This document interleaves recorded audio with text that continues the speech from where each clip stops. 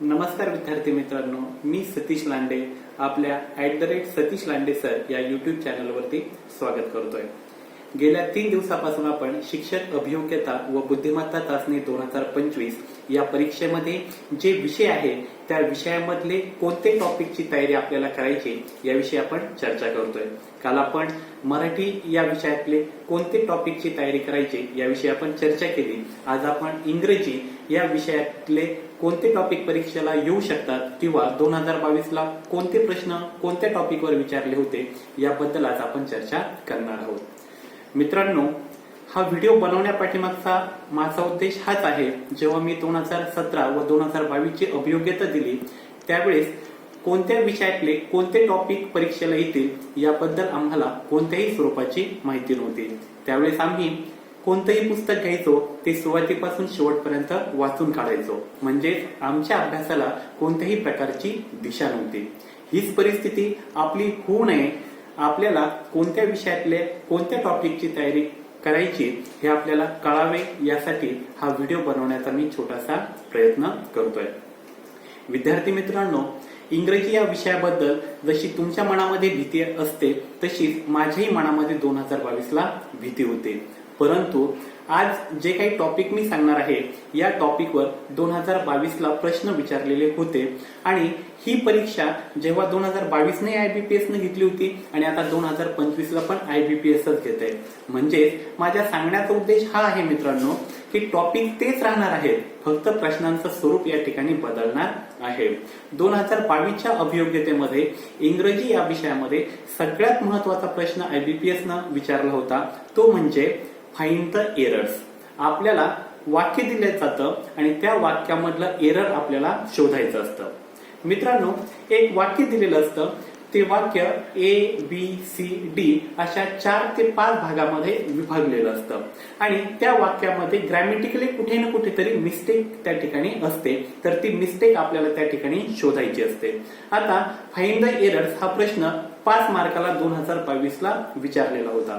साहजिकच 2025 ला सुद्धा यावर प्रश्न विचारला जाईल। यासाठी आपल्याला जे काही एरर आहे ते शोधण्यासाठी आपल्याला टेन्स, कॉम्बिनेशन ऑफ सेंटेन्स, जसं साध्या वर्तमान काळाच्या जोडीला साधा भविष्यकाळ येतो, साध्या भूतकाळाच्या जोडीला पूर्ण भूतकाळ येतो, म्हणजे हे जे सेंटेन्सचं कॉम्बिनेशन आहे याची आपल्याला तयारी करायची आहे।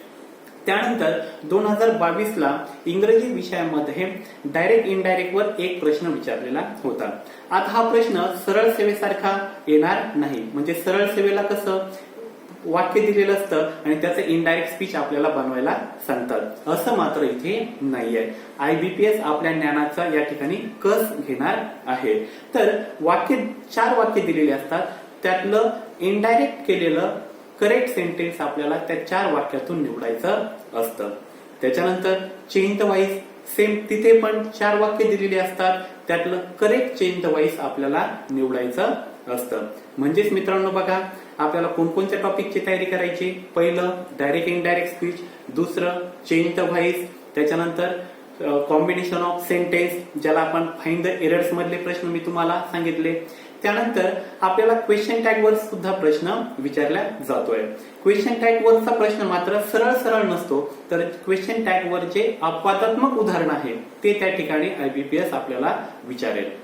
त्यानंतर विद्यार्थी मित्रांनो, इंग्रजी मध्ये सगळ्यात महत्वाचा आणि विद्यार्थ्यांना थोडीशी भीती वाटणारा जो टॉपिक IBPS विचारतो तो म्हणजे एक घटना दिलेली असते आणि ती घटना आपल्याला सिक्वेन्सनं लावायची असते। 5 वाक्य दिलेले असतात, तो क्रम IBPS खालीवर करत असतो, तर घटना ज्या क्रमाने घडली ती आपल्याला लावायची असते आणि आपल्याला प्रश्न असतो की प्रथम घटना कोणती घडली, 3 नंबरला कोणती घटना घडली, 5 नंबरला कोणती घटना घडली, असे प्रश्न आपल्याला त्या ठिकाणी विचारलेले असतात। तर या प्रश्नांची सुद्धा आपल्याला तयारी करावी लागेल। त्यानंतर फिगर ऑफ स्पीच वर एक प्रश्न असतो, आर्टिकल वर एक प्रश्न असतो। आता आर्टिकल वर प्रश्न कसा असतो, तर 2 रिकाम्या जागा दिलेल्या असतात आणि त्या ठिकाणी आपल्याला योग्य ते आर्टिकल त्या ठिकाणी आपल्याला निवडायचं असतं। सेम प्रेपोजिशन वर पण एक प्रश्न असतो, तिथे पण 2 रिकाम्या जागा दिलेल्या असतात आणि त्या ठिकाणी योग्य ते प्रेपोजिशन आपल्याला निवडायचं असतं। त्यानंतर इंग्रजीमध्ये 5 मार्कासाठी एक पॅसेज किंवा पॅरेग्राफ दिलेला असतो। तो पॅरेग्राफ साहजिकच आकाराने मोठा असतो, त्याच्यावर 5 प्रश्न असतात आता याबाबत मी तुम्हाला हेच सांगेन मित्रांनो की पॅसेज मोठा असल्या कारणाने आणि आपल्याकडे वेळ कमी असतो, कारण 120 आपल्याला गणित बुद्धिमत्ता आणि 80 मार्क इतर विषयांना आहेत. तर पॅसेज जितक्या स्पीडनं आपल्याला वाचून त्यावरले प्रश्न सोडवता येतील ते प्रश्न आपल्याला सोडवायचे. पॅसेज आपल्याला 5 मार्कांसाठी विचारल्या जातो.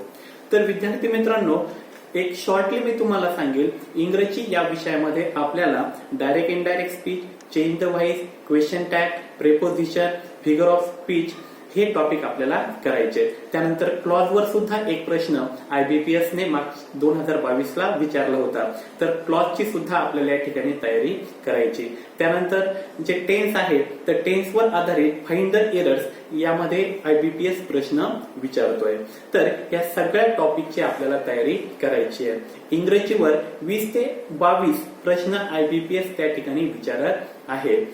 तर विद्यार्थी मित्रांनो, सगळे विद्यार्थ्यांना हा प्रश्न पडतो की इंग्रजी विषयासाठी कोणती पुस्तक वापरायची.